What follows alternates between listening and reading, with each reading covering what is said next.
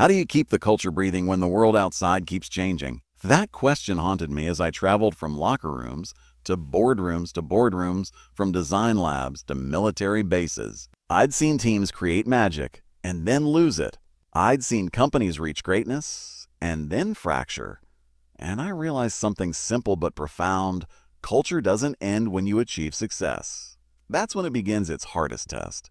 Because the moment a group reaches a peak, gravity takes over. Comfort whispers, complacency seeps in, and ego quietly starts to rearrange the furniture. Wealth with purpose is wisdom. I once met a man who had built and sold multiple businesses. He had all the trappings of success, the cars, the house, the accolades. But when I asked what made him proudest, he said quietly, my team still calls me years later for advice.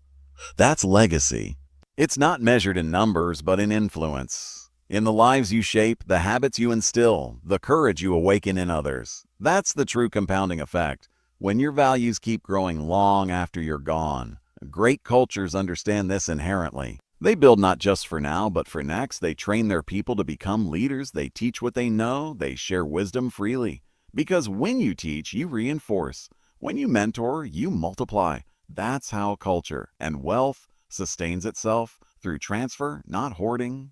The most successful organizations I've seen think generationally. They don't ask, how do we stay ahead?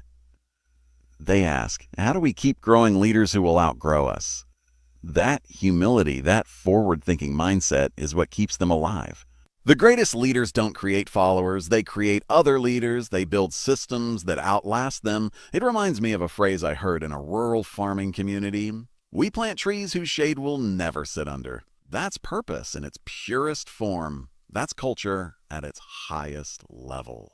It's not just about achievement, it's about stewardship. You're not building for applause, you're building for endurance. And this is where everything we've explored, safety, vulnerability, purpose, connection, comes full circle. Safety creates belonging. Vulnerability builds trust. Purpose gives direction.